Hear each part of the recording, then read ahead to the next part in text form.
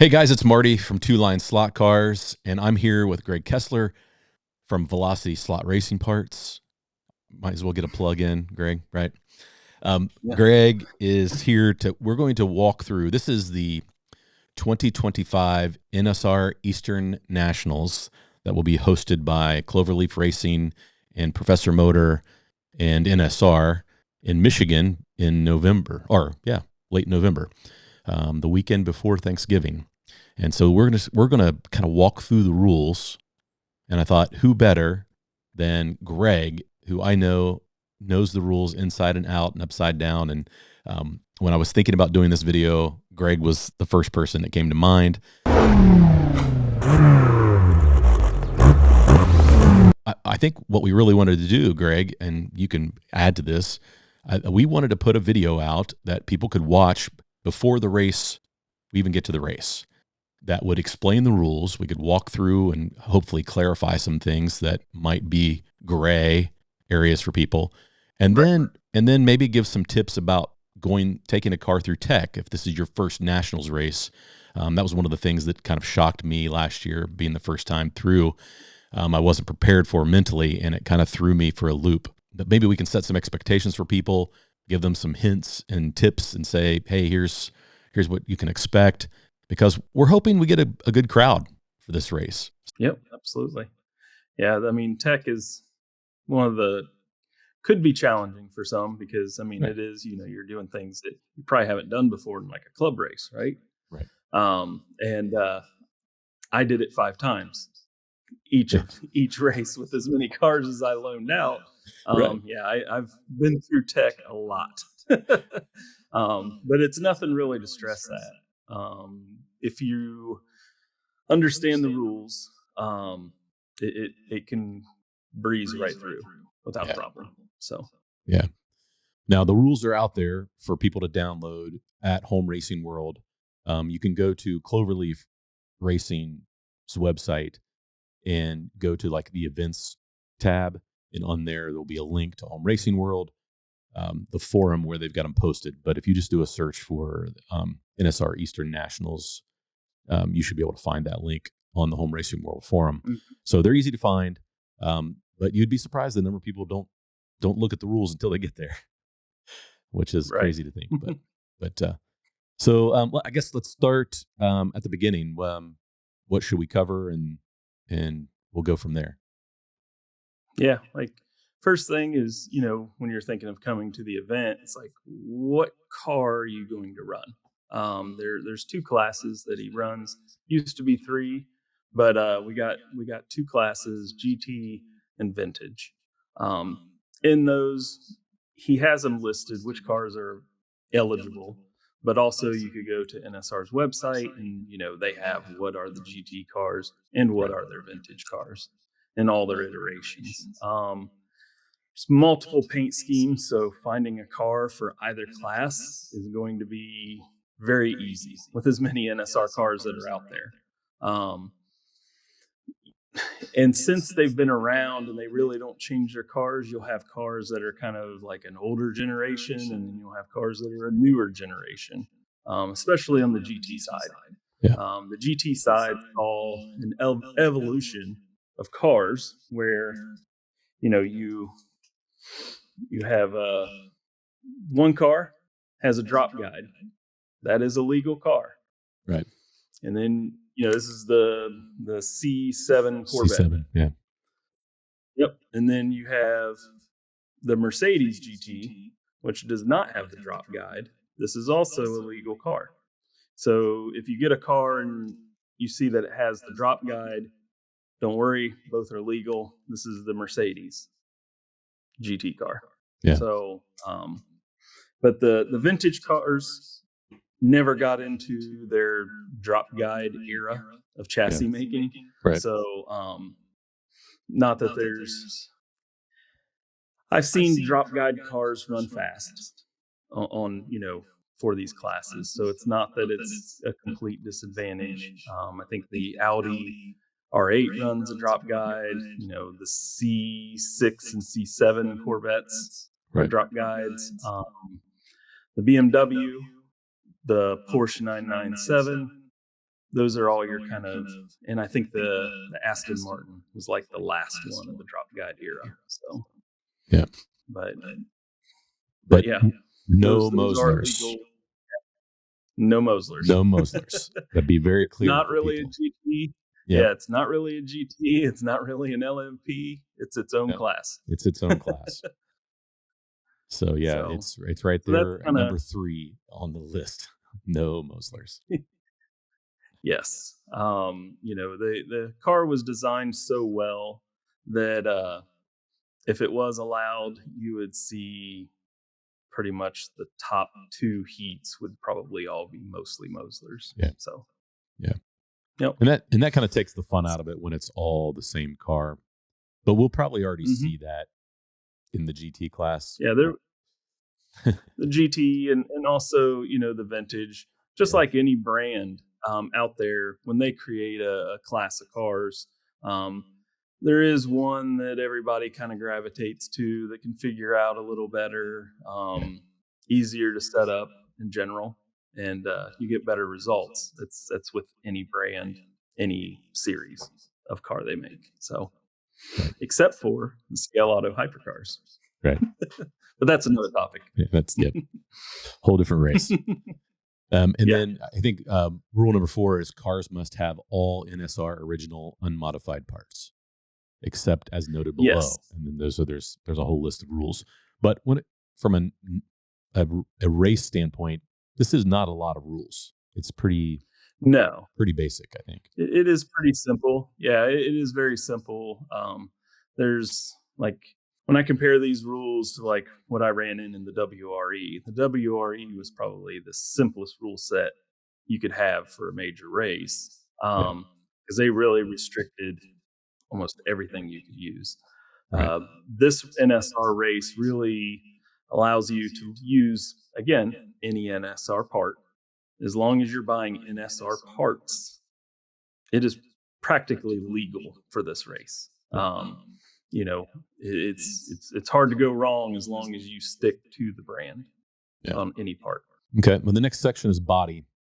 What do we need to know about Yes. the bodies that we run? So, like the bodies, you can't modify the body in any way to clear the chassis or gain, I don't know, where the body would be significantly lighter than stock.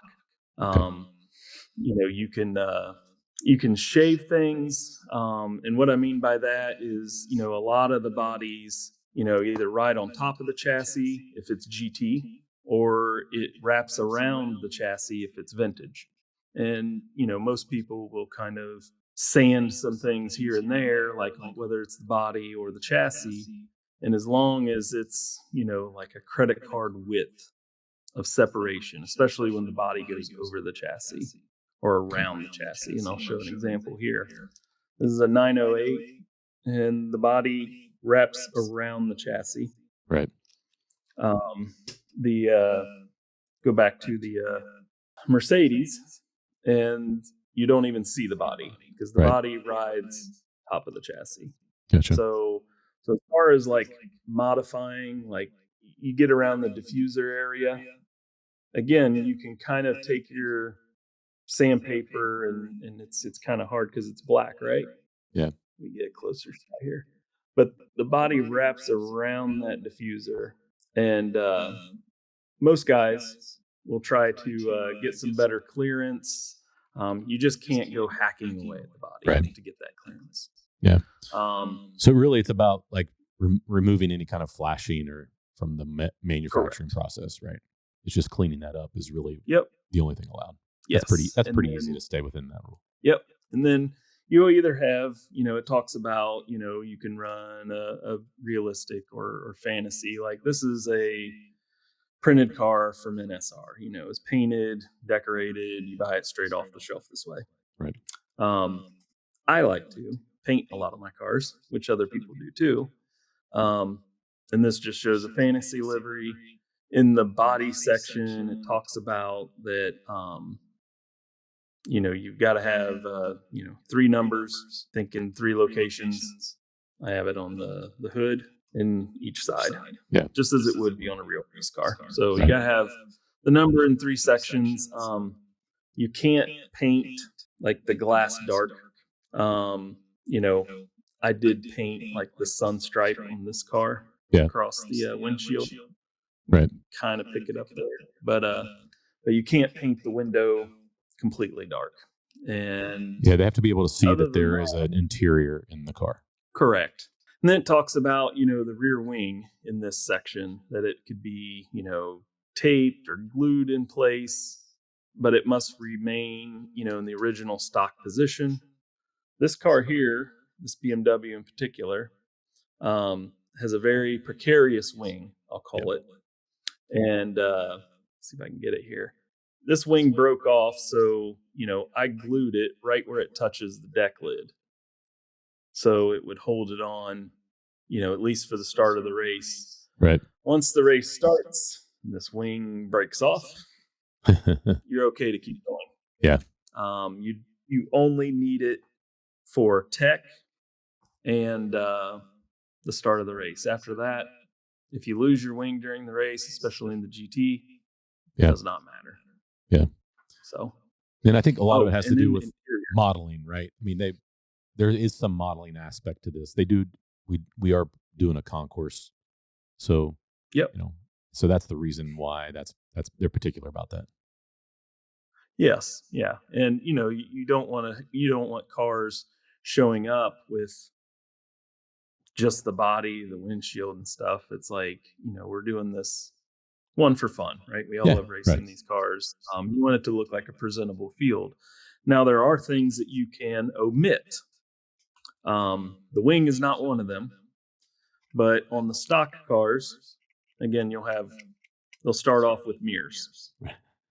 But when I painted my car, because I've raced enough, they're going to break off, and the rules allow for that. So on my Mercedes, you can see that I do not have the mirrors. Yeah. The weight that those carry is no penalty or no gain. Right. So like mirrors, you don't have to put on.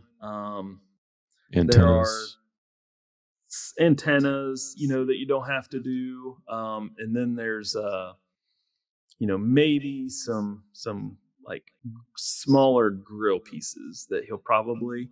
But if it's a large plastic piece that goes on the car and you're building a white kit, always add it. Because chances are, if it's a large plastic piece like a front grill or something along that line, they're going to be looking that's there because it carries a weight gain for those that are looking for it. Yeah. But antennas, mirrors, they're not going to look at those. Those are safe to leave off your white kits.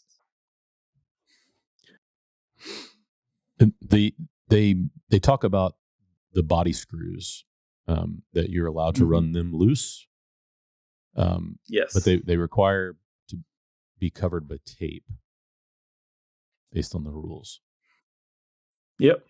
So they're talking about loose, as the car sits on the body, right? This body on this car, has a substantial amount of float. Right. This is what's our WRE car.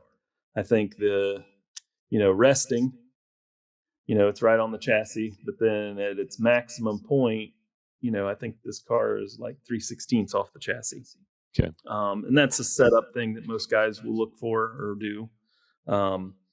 Putting a piece of tape over, like where the body screws are, what that's for is to, when you run loose screws, sometimes the vibration of the car, the length of the heat, the fact that the screw keeps coming in and out of the car, through tech when you're setting it up, sometimes those work themselves loose.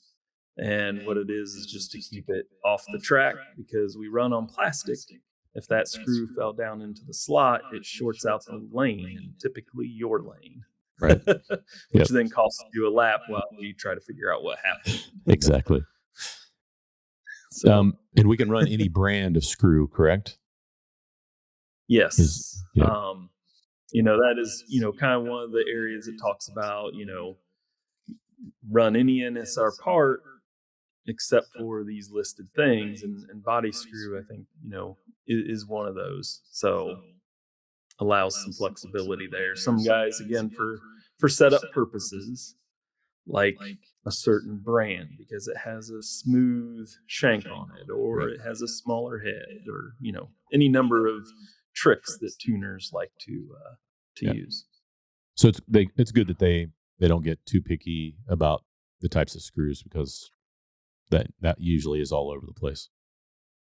Yes, yeah. Everybody has a particular screw that they like to use, or brand to get the setup that they like.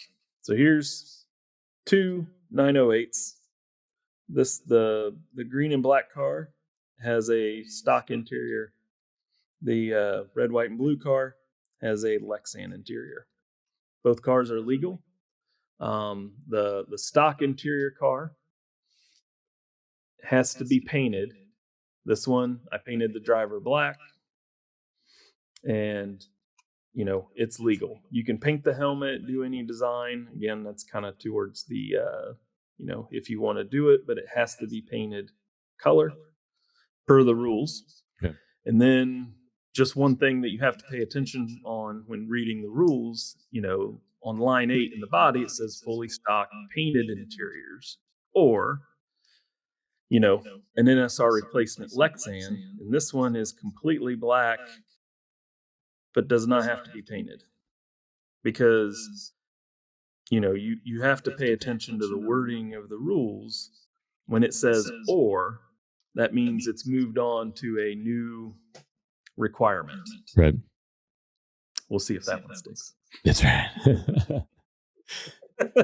Exactly. But that's how I read it usually. Yeah, Like, I do too. when we go through the rules, we make sure, the wording is so important, Yeah. because it can get you. Right. So, Yeah. The vintage class, one of the things that you need to be aware of is some cars have some extra plastic pieces to them that are not antennas or mirrors that are required. Like the 917 has a spare tire, and you're required to yes. run that. The 908 has the engine and the exhaust piece that's on the back. You have to run that. Yes. So what they're referring to is the 908 is it has this piece right here. Yep. And it is kind of in a very precarious position.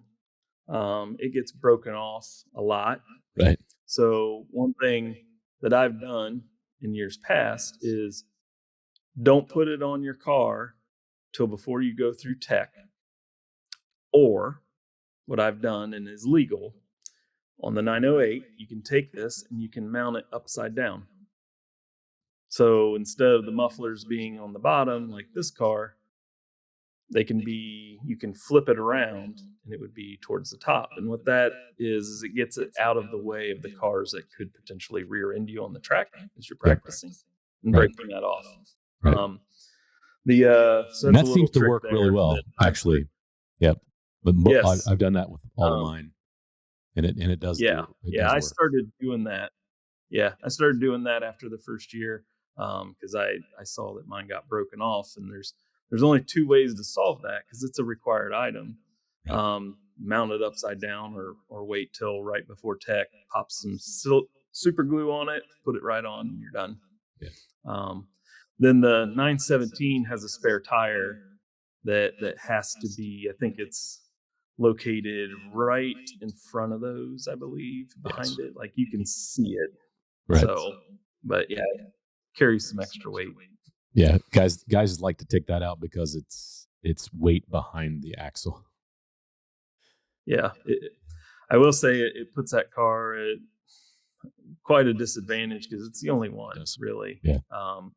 The new Lola has some similar things in the back, with the rear end.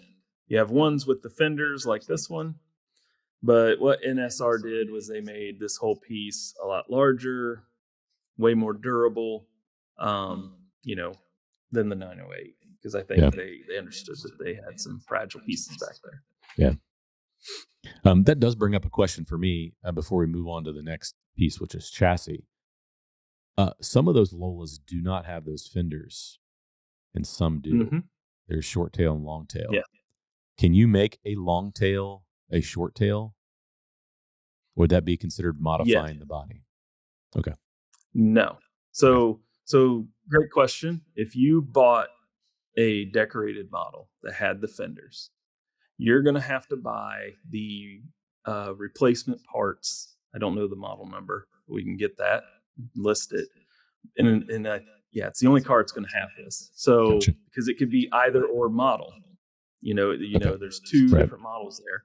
So you buy the extra parts list because there's a special rear muffler part that goes back there. So if you don't have the fenders, you can't use just the muffler part of the fendered one. Gotcha. You have to. It's its own piece. Yeah, you Put got it to back swap it out there. completely. Yeah, you got to swap it completely, and that would make that car legal in a modified version to be, the short tail or fenderless. Right. So, Gotcha. Very, very good. And then you'd already mentioned the last thing in the body was about the number location. You have to have three, at least your Yes. number in at least three locations. So, yep. So chassis, that's a place where we find a lot of things that happen to cars that maybe don't pass tech. Yes. So on chassis, you can use like any stock chassis, any stock motor pod.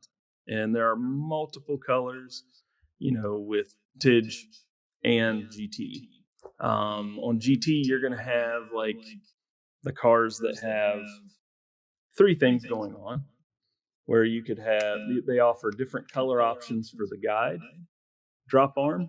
They offer different combinations for the motor pod and different color combinations for the chassis itself. I think there's almost 4 colors per make, and it's all personal choice. I run a lot of different combinations. Yeah. And that's hardness, right, of the chassis. It's like soft versus hard. So blue is going to be your soft, and then it goes black, then it goes white, then it goes green, typically. Yeah. But then you're going to get these random cars with yellow pods. Yeah. So in yellow, and they don't, I think they do make it for that you can use it in both classes, but yellow is a ultralight pod. Yeah. That's super light, super flexible. So, and with the pods, you're allowed to, when you buy the car, you're always going to see like flashing marks. Some are going to be more egregious than others. Yeah. Like you see that big glip on the side. Right. So you're allowed to, clean everything up, make sure that it clears, the chassis and the motor pod. You can do that. You can't modify the where the bushings go. So if you want to like move around the bushing up or down, it is legal to run offset bushings in either class. NSR sells them. They make them in multiple different sizes. Buy the offset bushing if you're trying to lower your car to the track, as opposed to modifying the pod itself, because you will get nailed in tech. Yeah. And again, it goes back to that. As long as you're buying NSR parts to do what you want, you will be breezing through tech. So, the other thing is suspensions. NSR sells suspensions. This is for the vintage class here. Okay. They sell 2 versions. The vintage is going to have these cups, and the GT is going to look, Yeah. like a bigger suspension thing. Again, it's if you like using suspensions in your cars, just buy the kit that they sell, and you're going to be again clear through tech. Right. So then they have any brand axle stopper. That's one of those areas that they all kind of look the same, all the brands. NSR does sell one. So if you stick to it, you're fine. Yeah. But if you have a different brand on the stopper, some people like using those. Any brand works there. Very good. So, and then ballast. This one has nailed a couple people through the years, and it's more along the lines of these things. So, like where they have these like pre-formed holes, whether it's the GT or the vintage where they're all separate.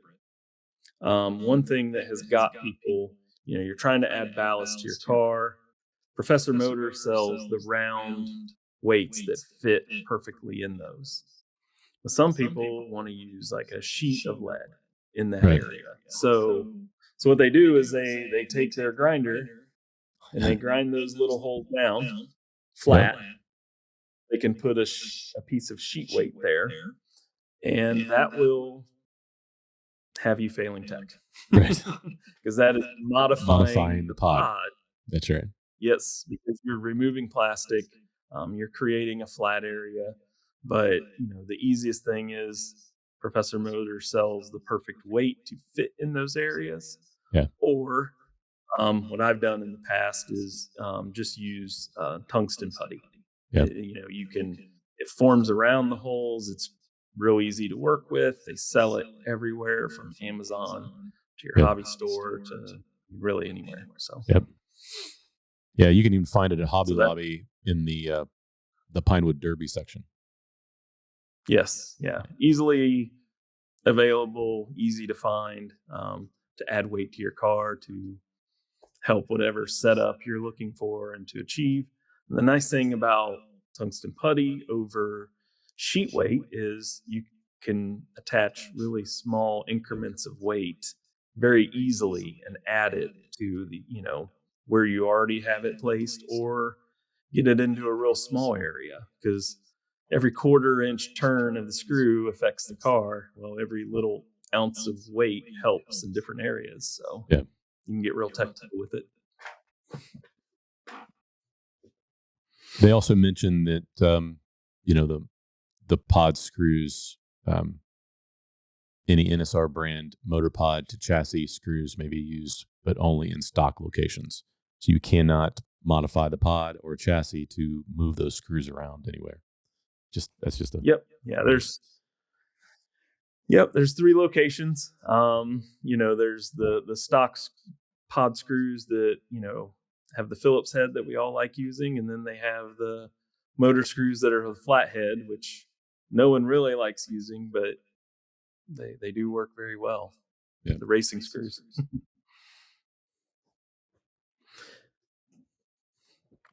And then any NSR axles may be used. Those are pretty standard. They have hollow axles to solid axles. So again, sticking to the NSR brand, if you do go to the hollow axle way, you'll be perfectly fine. Yeah. Now I'm looking at the bottom of my car. I've got some tape on it. Are we allowed to use tape on our chassis? Yes, we are. So a lot of my cars will have tape. Not every car likes it. It's kind of hard to see. There you go. Gotcha. It's all trial and error. You don't want to use a tape that's very thick, because again, when you're setting up these cars, you are trying sometimes to get it lower to the track. Electrical tape works really well. I use medical tape. It holds, and it's real easy to tear on what you want. A lot of guys use packing tape. Again, you can. Butch was famous for literally taping the whole bottom of the chassis, like every inch of it was what had like taped. So you can use as much or as little. The only thing I would say is just make sure that when you do use it, you're checking your clearance, because you don't want that dragging on the track and Right. slowing you down. So, Yeah. but yeah, the other thing we missed. So when you're, let me get a chassis here that's open. So this is a chassis here. So when you're placing ballast, you can place it anywhere in this pod, and you can place it on the wings right and left of the pod. But again, you want to make sure that it's not hitting the bottom of the body, because this being a GT, the body sits on top of the chassis. So when you put it on these wings, you want to make sure you're inside that body. You can also put it on the wings up here. You can put it behind the guide. There's some guys that put it near the back of the car, behind. There's some guys that put ballast underneath this rear axle, looking for the proper balance and everything else. Well, things you can't do is you cannot put weight on the underside of the chassis. Everything has to be on top. On top of the chassis. Yeah. That makes sense, because you don't want it dragging the track. Yes. Weight on the bottom Correct. would cause your car to be even lower to the track, and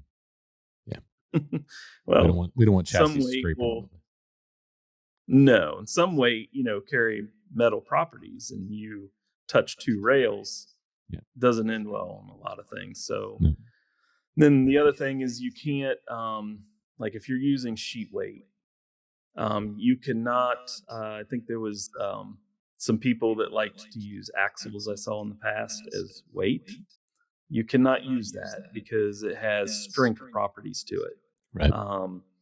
So what they would do is they would, an axle has weight, but they would glue that axle right along this chassis. And what it did is it just strengthened that chassis from flexing. Right. Yeah, it stiffens the chassis. And the sheet weight doesn't have that property of stiffening. And then, tungsten as well does not carry the properties of stiffening the chassis. So as long as you stick with, lead sheets or tungsten putty or the Professor Motor round weights, which are made for NSR cars, you will, again, breeze through tech and not have to sweat anything. Yeah. Yeah, that's good to understand. Looking through the next thing, it talks about the motor mounts holes, and this is one that I guess I'm not really understanding. There must be chassis that don't have holes pre-drilled for that, or motor pods that don't have holes pre-drilled. Yeah. Okay. Yeah, there's motors out there, or pods, because NSR, still uses a lot of parts that they've made for years. Right. And as stock car companies have developed and improved all their parts, there's some things that NSR has not updated. And in the vintage class, they use these pods. Right. These pods look practically identical. They're both black pods for the NSR vintage class. But there's two major differences. First is the back of the pod. Yep. The old version is square. The newer version has this cutout for no particular reason other than it identifies it as the new version and the old version. The other difference is these holes. So this version here does not have the holes drilled for the two screws that hold the motor in. This version does. The other difference is you see in the bushings. The old version has the double flange bushings that you snap in from the top. And the newer version that they use for all their vintage class and comes stock on their vintage cars is the single flange. Both are legal motor pods. The only thing that's going to bite you in tech is if you add screws to this pod. Like if you drill 2 screw holes to hold the motor in, they're going to fail you. Right. Even though this one they sell does the same thing, you cannot add those holes. Yeah. So if you have an old pod, the only thing you can do is glue the motor in place if you don't want the motor to move. Yeah. The other motor pod that carries that distinction is the Sidewinder red one for the GT car. It also does not have the holes, which allows the motor To twist. Yeah. to flex, to twist. So you have to glue that motor in. You cannot add the holes. Very good. I do believe all the stock GT red pods, black pods, do carry the motor holes. I don't think there's a version out there that doesn't. I might be wrong on that. But again, if your pod does not come with holes, you can't make them. Do not drill them. That's clarification that I needed, and is easy. It's not. There's nothing complicated about that. If it has holes, you're good to go. If it doesn't, you need to glue your motor down. Yep. Very good. Yep. Absolutely. So yeah, I guess the last thing on the chassis section, you can use your own grub screws, any brand, to raise and lower your axle. Gotcha. On the chassis. So here's an obvious one, Greg. The next one up. Yeah. Magnetic downforce. Yes. No magnets allowed. Correct. So even though it'd be great to use that as ballast. It would be. And when we used to race on Mike's wood track, there were a lot of guys, because of the ballast issue, right, with these cars. They didn't want to spend the money on the round weights. Right. So every NSR car comes with a button magnet, which has weight properties. Yep. And magnetic. Yeah. And so on the wood track with non-magnetic braid that Mike had, it was never an issue. It acted as weight. Yeah. And was fine. But it is also one of those necessary evils. If you don't put that in the rules, someone will show up with a magnet, and it would be legal if you did not put it in there, even on plastic. Yeah. There would be somebody who would see that, and take even advantage. though it's known on magnetic race, and run with it. So, of course, and guys try to get away with whatever they can. Right? Yes, yeah, it's the gray areas. Yeah, exactly. There's some very creative builders out there that I've come across and have seen, and never would have thought what they were doing. And again, there are creative people out there. But if you're looking to attend the race and you're not into all that, these cars run just as well with basic tuning using the basic parts. NSR cars are very good cars. Yep. I agree. My C8, I didn't do a whole lot to it. Just basic prep, and I qualified in the top 8, which I had no business being in there, but that's what happened. So now the next section is, I think, the most complicated, that people make it, but it really isn't that complicated. But they spell it out. The wheels and tires. We all know that tires are one of the most important things. We're on Scale Auto track, and we're running silicone tires, and that's not the perfect marriage. But it's not horrible, but it's so that, like, let's walk through those rules and anything that stands out that we should understand. So, I mean, Mike does a pretty good job, and Oliver as well, with these rules on the rear rims. I mean, the first section talks about the GT.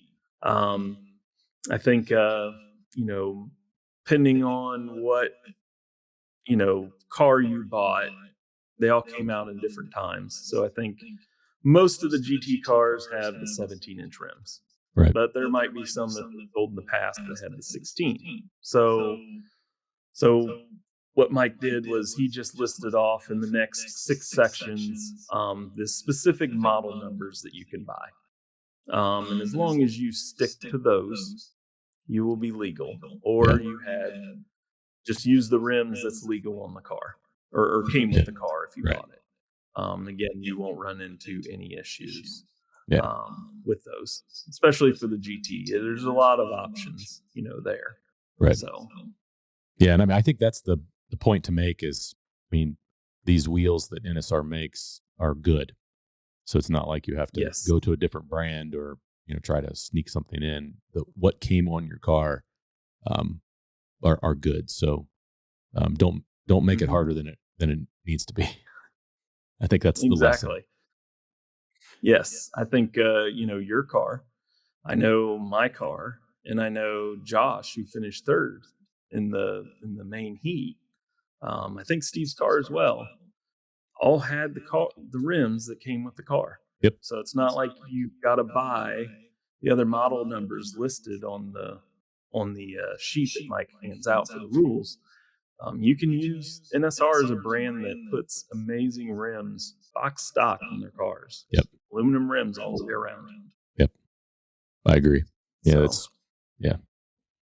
And so, yeah, we don't have to go through every one of those options. It's just you can get away with running the one that came on your car, and you're going to be happy with it. So, but there are specific tires. Right. So there's one rim, in the list for the GT. It's the 5017 Spanish rim. And what what they're talking about in that rule is the Spanish rim is a solid ribbed rim. So it's typically what you'd see like on a Slot It or name your brand, where the center rib is solid and raised. For whatever reason, NSR made that rib, it's taller than the others. And so what Mike is saying that in Oliver as well is you can sand that down or true your rim down, so the center of the rib is not raised on your tire. So when you put the quick slick tire that's legal on your car, what happens is it's shaped like a round dome all the way around. That's not really ideal. What you're looking for is trying to get your contact patch as flat as possible. And since he allows the rim, and it doesn't really mesh with the tire, or most tires that are out there, you can true that specific rim down in the center rib area to fit the tire and get your contact patch flat like the others. Gotcha. It would almost be easier just to buy one of the other sets of rims, the wheels, right? Yeah, I don't know anybody that uses the Spanish rims anyway, but it's one of those sections you definitely have to touch on, since it is a rim that's allowed. But it's spelled out clearly in the rules. So if you have that rim, you can follow those rules. Yeah. Then the vintage race, there's only two rims. It's the 16 by 8. It's 16 by 8 front and back that comes standard on that car, and there's really not a whole lot of options there for rims. So again, as long as you stick with the stock rims or you use the two model numbers listed, you're not going to have any issues in tech with the vintage class. Pretty easy. Yes. And then rear tire treatments, which is the next section on rear tires.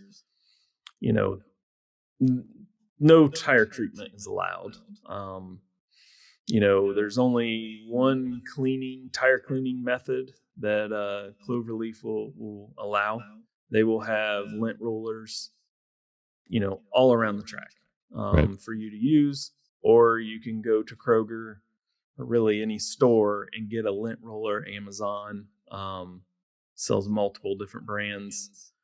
You can use the one you buy during practice, but during the race, Cloverleaf will only have theirs because there will be people who will be trying to, play funny games with them. Yeah. So we Put something on their try to roller. keep that. Yep. Yeah, and there was it was not like it was hard to find a roller around the track. Like you said, they're all over No. the place. So most of the time, the marshals are holding one. So if somebody needs a tire cleaning bad, usually there's somebody there to help. So Yep. Absolutely. what about the front Since we're wheels? running Oh, silicone go ahead. tires, yeah, Yeah, go ahead. Since we're running silicone tires, the reason is you got to clean them more than people who are used to running rubber tires. If we were this track surface and you know Scale Auto and NSR typically run rubber tires, so they do cleaning, but not like silicone, which we run and this race runs, needs. So when you're trying to get your tires clean, you cannot. I know there's some guys out there that'll use lighter fluid to try and clean their tires. I know there's also people make their own concoctions to clean tires with liquid. Some people use simple green on you know a sponge pad. Right. Those are all, anything liquid will not be allowed at the race. So just invest into some lint rollers, for practice, and then during the race, they will have them available. And those will be the only ones you can use. Yeah, they're cheap enough. Yeah, go to Sam's So, Club. Sam's Club, you can get a 6-pack of them. yes. Yep. So, and then on front wheels, so you can use, there'll be two diameters. I think the GTs come with 17-inch, and the 16s come on the vintage. As long as you stick with the stock rim, you're going to be fine. In either size. The both series do come in a plastic rim. They make a plastic racing rim that's 16-inch and 17-inch that is also legal. And again, it's an NSR part. As long as you stick with that, you'll be legal on the front rim. Gotcha. Then when you get to the tires, you can use a zero grip. Some people will just take the stock tire and they will true it to where it's round, clean it up. You are allowed to glue those, and then you're allowed to coat those with, nail polish or different things that make the tire slick if it's stock. Right. NSR does sell a zero grip for the front that are friction free. We use these for the WRE. They work really well. It's really hard to true because it's rubber band thin. So Yeah. if you try to true those, they will explode on you very quickly because Yep. you'll get through them. But just putting those on without truing them does work well as well. Yeah. Like these are put on these cars. They're very thin, so they don't have a lot of thickness to them. So when they wrap around the rim, they do stay pretty true. Those real thin ones. Yeah. You can also get quick slicks, zero grip. These are legal for the race, so you can glue and true those, and again coat those with nail polish. The only thing is, before you go through tech, they can't be sticky. Just make sure that you've done that before you come to the race if you're coating them Right. to be slick. So the next thing in the tire and rim section is, in years past you had to run the insert that came with the car. Gotcha. And NSR has a bunch of inserts that are brand car specific. This is the first year that Mike put in that inserts are no longer required. So, you can run your car, and I don't have one here. You can run your car with without the insert, which shows the aluminum rim with the holes. That used to be a thing that we did a lot of, and kind of became an issue because guys would set up their cars, and then sometimes the insert is hard to find, so Yeah. they disallowed that rule. So then the other thing is, they talk about in section 7 is tire and wheel position. So what they're referring to there is, if when you look at a car and you look down from above, you can't see something like this. Gotcha. You can't have the tire protruding Outside out of both the fender. sides, Yeah. or one side out of the fender. As long as you keep it visually, inside the fenders, your car is going to be fine. They talk about, some guys like to run slop in the rear axle, where Yeah. the axle will float one side to the other. So what they'll do in tech is they'll put the body on, and then they'll push on the one side and see how far it may or may not stick out from the Right. chassis. And you're only allowed, about 1 millimeter past the chassis, or past the body fender, if you are running slop in your rear axle. Gotcha. So that's one thing to watch if you're one of those that like to set up slop in your rear axle. Yeah. I think we probably see it a lot more in the front than we do in the rear, though, from a slop standpoint. They do. Yeah. Yeah. But some guys do like to put it in the back as well. So That messes with my gear mesh. I don't like that. well, it's when you do run the slop, it's typically on the sidewinder, as opposed to an angle. If you got slop in an angle, yeah, you're in trouble. Gonna have some juice. Which is what I had in the main. That made it sound like a coffee grinder, and then it would clean up and be fast again. But yeah, right. Too much movement back there. Yep. So then you're allowed any set screw, and even hollow. There's some hollow set screws out there. I've been trying to look for hollow set screws myself. I don't know where you can find them. I can't find them either. So, but the guys who are able to find those, you can run those in the rims and the places that have the set screws, which is nice. And then we talk about the tires. The tires that are legal from the race are available from Cloverleaf, and for each race, the GTs have their own model number. It's the 58, and there's two different ones that you see on the rules: the 58, and then it's 34 for the vintage. For those who don't know, the CB and the DF, what's the difference between the two? The difference between the two is how the tire sits on the rim. Mike has made two versions. So I flipped the tires inside out so you can see the difference. So the CB is what you typically would see that has the large cutout for the solid ribbed rim. And since it's they do have air ride rims, especially in the GT, this rim still works. Right. Or this tire still works on that rim. What Mike did was, for the DF, it fills the air ride. Do not use the DF tire if you have a solid rib rim. Right. Because this tire will not fit that rim. The DF is specifically made for air ride rims. Right. For the NSR race. And they make both versions in the 58 and the 34. The color that you have to buy is the red official brand, right? Quick Slicks in those model numbers. Yeah.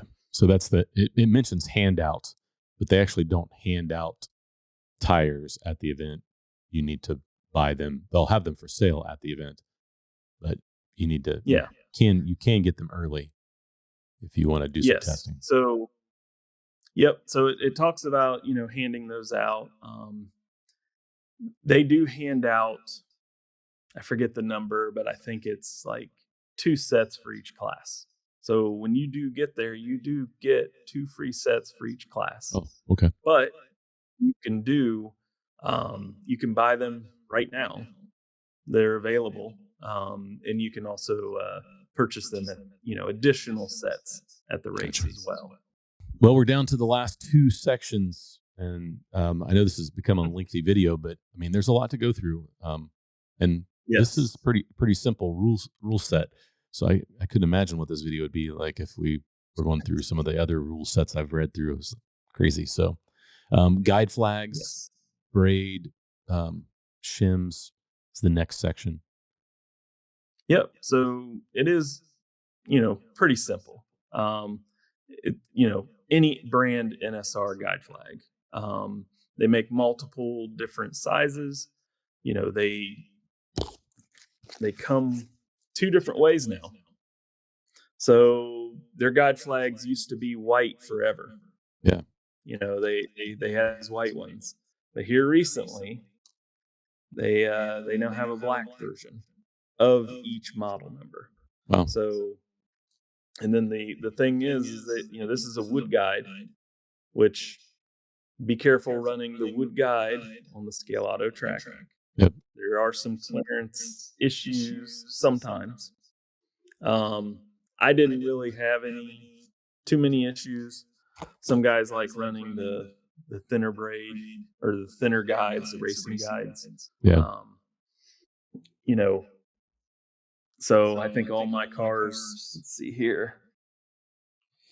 No, so this car ended up having the wood guide, but most of my cars ran the racing guide just to avoid any potential, because it is plastic. It's a shallower, Yeah. you know, uh, guide hold than, a wood track. So if you do end up trying to run the wood guide, just be careful on how deep you set that guide. Yeah. Is one thing I would give some advice to there.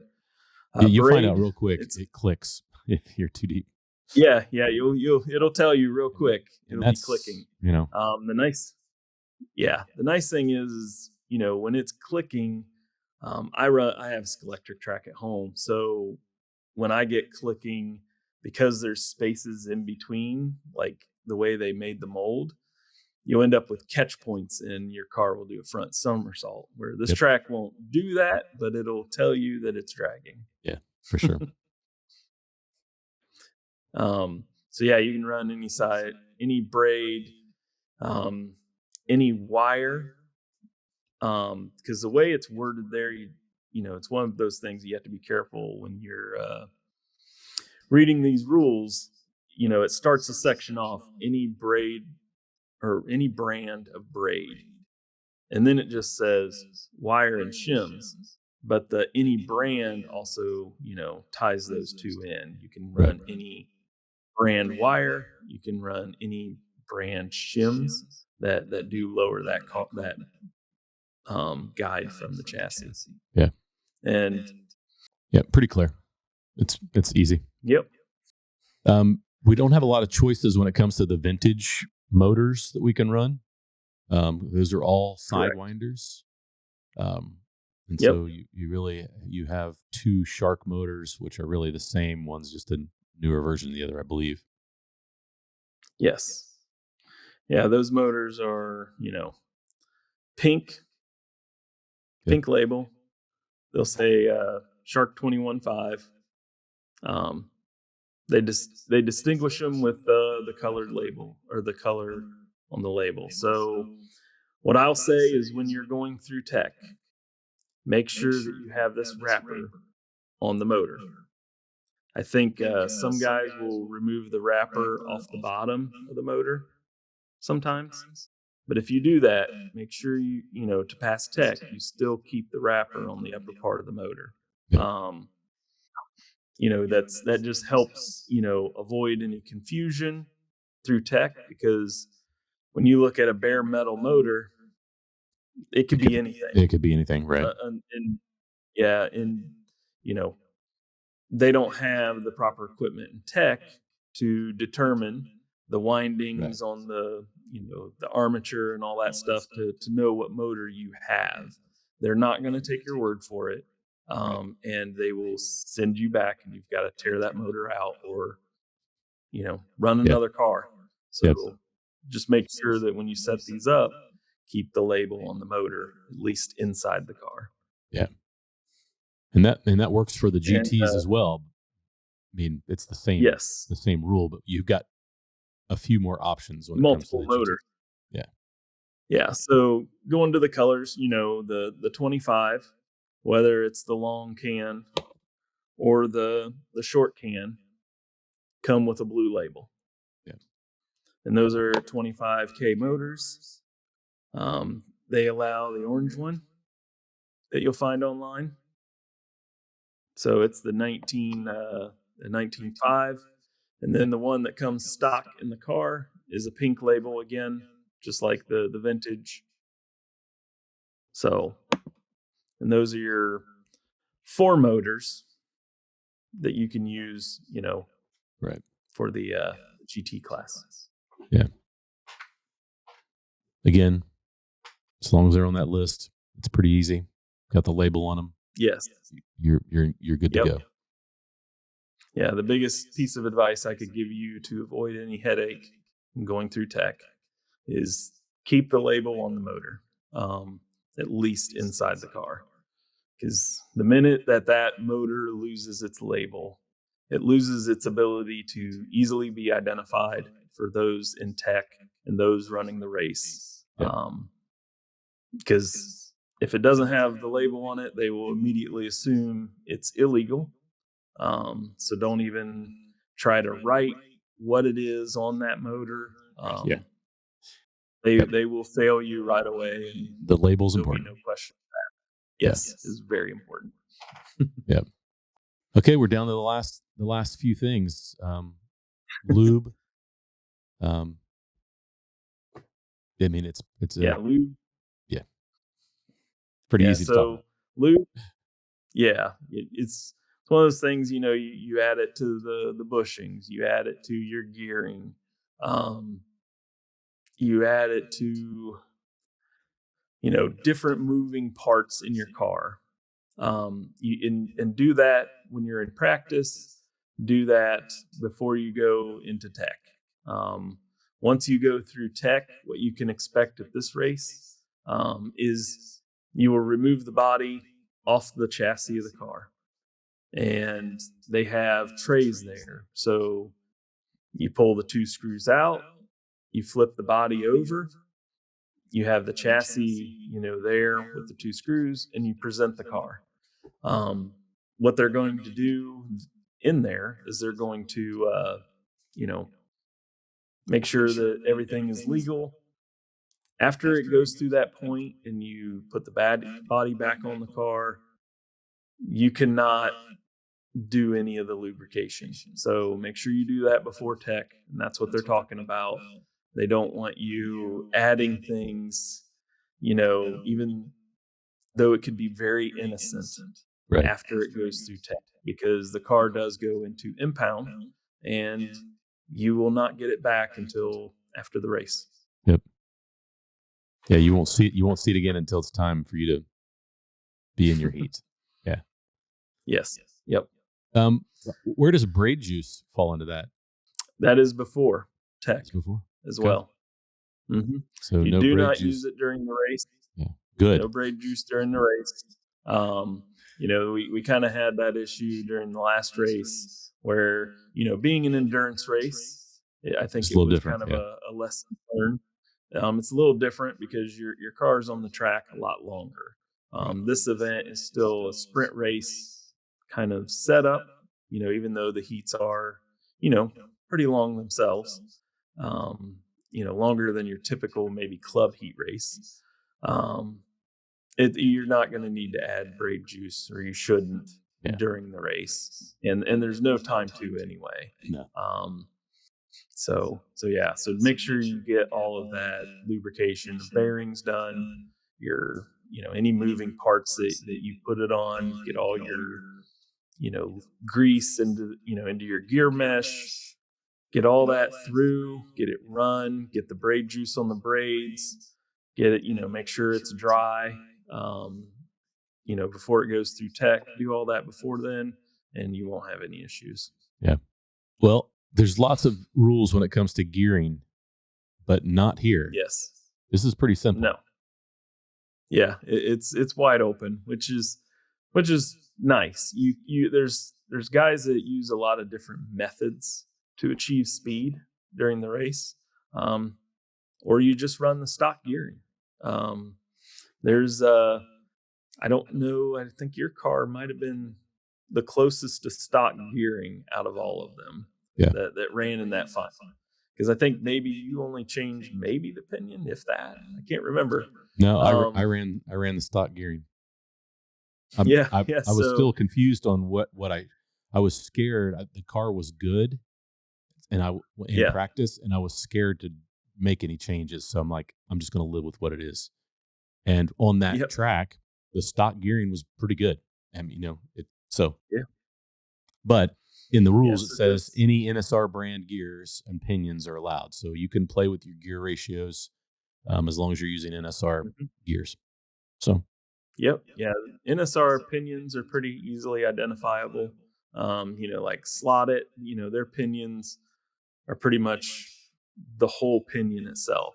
yeah, NSR pinions have a shoulder, and then the gearing is like on the other half of it. So pretty easily identifiable. yeah, They're available everywhere. I've never not been able to find pinions or find spurs, right, angle winder, or sidewinder for NSR. They're yeah, readily available at Cloverleaf and Professor Motor.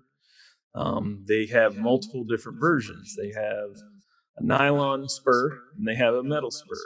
Again, use what you're more comfortable with. They also have, nylon pinions and metal pinions. So yeah, again, use whichever one you're comfortable with. And if you venture down that way, of getting the gear mesh to fit your driving style or the performance you're looking for. But sometimes you don't have to, yeah, and the stock gearing works out. If you show up to the track and that gearing is performing well, you can run it, and yeah, that's the beauty of this race. I mean, you're an example of it, and I think there's many others as well that do that in that race. yeah.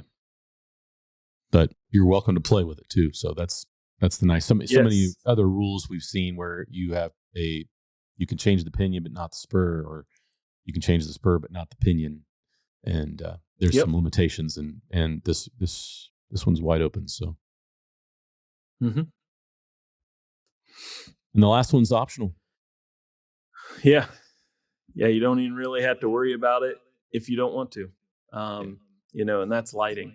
I don't yeah, know that I've seen a car in this race in the 4 or 5 years that I've done it that has the lighting added.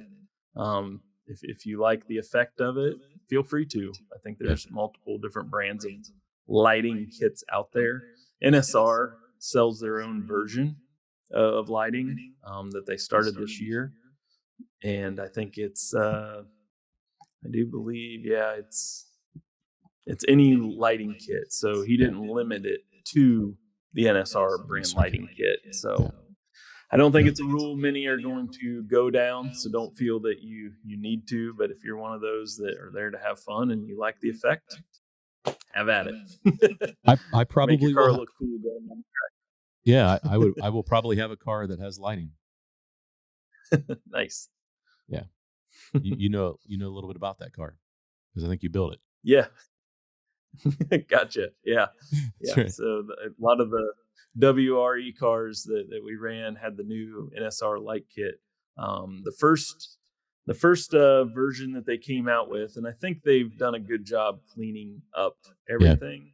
But the first boards that they did put out did have issues where the light kit would turn off, or it would flicker, or do a number of different things. But I think we could probably get what model number that is, and then put it in your notes. Yeah. Again, NSR brand was the only one, but I think they've done a good job with their suppliers of getting those kits back out of the market with those boards. So Yeah. Yeah. The one thing you have to be aware of with lighting kits is that's attached to the body, which means you now have a wire that attaches the chassis and the body together, which could become a problem at tech. So some of them have plugs that you can unplug that to make it easier, but it could become something that's cumbersome. So it yes, does yeah, it does look cool on the track though. it does. It's like I said, it's one of those things. You put it in there if you want to run it, great. It does add a lot of complexity, to your car. Yeah. So if I had words of advice, for this race, Yeah. if you're not after the cool factor, you do not run it. It just adds another layer of frustration that you may run into That's right. race day. So Yeah, you could end up in a crash and all of a sudden your headlights dangling outside of your body and chassis and you're dealing with it in the turns and things. So yeah, it's probably wise not to do that. exactly. Well, Greg, Yep. those are the rules for the 2025 NSR Nationals, the Eastern Nationals. Shout out to Cloverleaf Racing, Mike Stott and Oliver at Professor Motor for putting this thing together, and NSR for being the title sponsor there with providing their cars. It's pretty exciting. These are fun cars to race. They're some of my favorite slot cars. Did we miss anything? Yeah. I think we definitely went over it all. It's a very exciting race. I've done it for a number of years, and last year it expanded out to the 8-lane plastic track, which only further enhanced the fun that this event is. And yeah, NSR cars. I used to be very leery of them. When I first started, I felt like the challenge was immense to get them to run well. But once I started racing them, they are very simple cars. They're very easy to set up and to perform well because of the premium parts that they do sell with them. They are a great value slot car, and the fact that you can take a box stock car, set it up with very simple tuning tips, which you have a video from Andrea, and Right. and I've done it myself. Put those tips to work, and you can have a very smooth, quick slot car to bring to this event, Yeah. box stock, that's perfectly legal in the rules. And you don't have to face that challenge that some people, may fear in going through a technical, inspection. Right. So, Yeah. And I think the one thing is this video is going to be out there for people to watch and rewatch and make sure there's clarifications. Ask questions in the comments. This video, Mike and Oliver will be watching the comments on this video and can clarify anything. But if you ask the questions, Greg and I will try to keep up with them as well. Make sure that yep. people understand and get clarification if there's any details that we missed. So I'm sure there's some things we missed. It was a lot to cover, but it's Yeah. pretty exciting. And the reason why we're doing this is we want people to feel confident and comfortable coming to the race. Yeah. We've got some target numbers we've thrown out. Like we'd love to see, a lot, quite a few more drivers than we had last year. And we had a great turnout last year. There's some things that Absolutely. there's some things they're going to do, hopefully, to make the race run smoother and not be a crazy long day. I mean, we are running two classes. It's going to be a long day, but it's a fun day, Yes. and everybody It's enjoys. it's very fun. Yeah, Yeah, the nice thing is with this event, the people at it are amazing. You're going to meet, maybe some people you chat with online in the that's right. forum that you never met in person, that you see them at the track, and it's like, I know who that is because they may have their name on the car or on their box, what they use online, and you didn't know they were going to be there, but all of a sudden you can meet them in person. And then also, just the fact that you know any level of driver can come to this event and have a great time. That's right. I think last year we do qualifying, and Mike does it for a lot of different reasons. He's not going to, partner. You're not going to get in a heat where you're a first timer at this event, um, and maybe feel underprepared and be in the top heat with like 7 other top drivers, and then there's pressure there. Right. When we qualify, what that does is it puts you with, similar drivers, of where you may be at in your journey of slot car, where you're at in your level of fun in this event and driving slot cars, period. That's right. I think we had some people there that were like in their 70s in some of the first heats that they were having a blast. I marshaled one of them, and, there's always people there, to help you. Right. To help you change lanes with your car, all the little things that may be daunting. There's always going to be someone there. If you need help, there's going to be a helping hand that jumps right in to help you understand something, help you move your car around as you change lanes during the race. You're struggling and want to know why. Feel free to walk up to somebody that, hey, I'm trying to figure this out. And I can guarantee you 10 out of 10 people will say, okay, let me see what you got. And they will help you. That's right. Yeah. That's what I discovered. I was very impressed with just how friendly people were and how willing to help they were. Yeah. And that's what makes it a great event. And, that speaks a lot of Mike and how the type of event he runs, and Oliver the same. They want it to be a great experience for people. And, in the end, that's what we had. It was a wonderful event. So, and it's going to be even better this year. Oh yeah. There's, every year it gets better. There's always things that, Mike asks, at the end of every event, like, hey, is there things that, I can do better, things that, you see, or, that maybe you think could be improved, or, you have an idea. He's open to a lot of it. Doesn't mean, he's going to accept every one, but, a version of it, or Right. always looking to be better. So, right. and it's pretty hard to fathom how to improve some of these events that we go to, especially, the way the NSR race is now. But yeah, it's a real good time if you have the chance. I think I post every year. If you have a chance to go up to the Cloverleaf races, do it. It's a lot of fun. The people, the racing, it pretty much is everything you'd want to find in this hobby we all enjoy. That's right. Yeah. Well, Greg, thanks for your time and your energy and your love for the hobby. I think that's what came across tonight in this is that sharing your knowledge and understanding of the rules with people. You want everyone to have a great time and have a great chance of putting out their best performance. A best performance doesn't mean that you win the entire event, but your best performance might just be, getting around the track without deslotting a few times in a heat, and that's okay.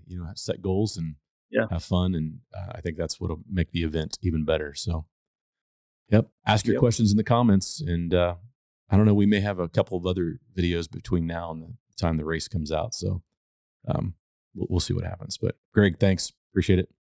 Hey, thank you. And as always, we'll see you around. Yeah, go have fun racing.